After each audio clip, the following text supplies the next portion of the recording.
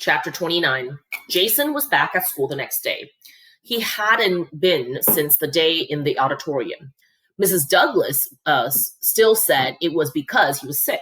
I felt bad and was kind of worried about him, but now seeing him in his seat, glaring at me and snickering with some of the other kids, I saw that he was perfectly all right. He just had a bad case of the I hate Mia's. Slowly, I walked over to my desk and took a seat beside him. He and his friends stopped talking, but I could feel their eyeballs on me. I could feel them sinking into my pants. I had on a pair of these thin floral pants my mom got from Goodwill.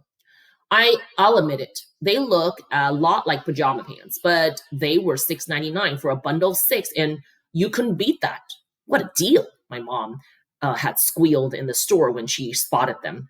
Your mom has the best shopping eyes. She had seemed so proud and so happy.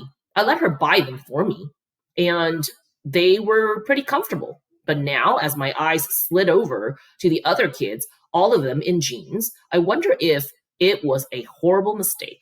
I used to have jeans too. In fact, I boarded the plane in a brand new pair of jeans that my aunt bought for me in Beijing, but they were too small on me now. And a new pair of jeans costs $9.99, much too expensive considering how quickly I was growing. Since coming to the motel, I had grown a full inch, a fact not lost on Mr. Yao, who motioned with his greasy fingers every time he came over. See that growth? I paid for that growth. Hey, Mia, Jason said loudly. I looked over at him. He glanced at the other kids who were all covering their mouth with their hands, like they were trying to hold in something terrific inside joke. How come you always wear those pants? Jason asked. The other kids exploded with laughter. I shifted my body away from them. My pants, seconds ago, so soft and comfortable, now felt scorching hot. Ignore them, Lupe said. We were sitting on the grass at recess. I glared at Jason and his friends, who were sitting on the other side, cracking up and pointing at me. He'll get bored and move on to someone else, Lupe said. Somehow, I doubt that. And not 5 seconds later, Jason yelled at us from across the playground. Has she not heard of jeans? Jason hollered to thunderous laughter. That's it. I couldn't take it anymore. I got up, only to be pulled back down by Lupe. Ignore them, she repeated. She was being very calm about the whole thing. Annoyingly calm, if you ask me.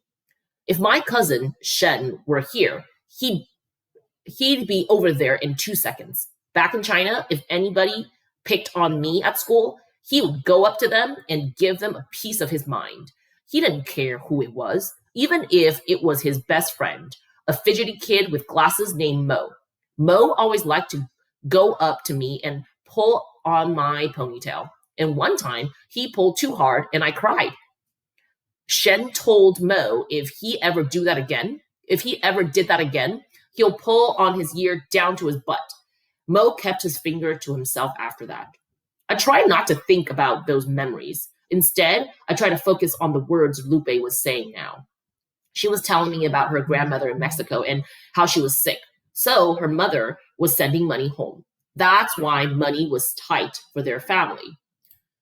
I nodded as I listened, trying hard not to look down, because despite everything she was saying, Lupe was still wearing jeans.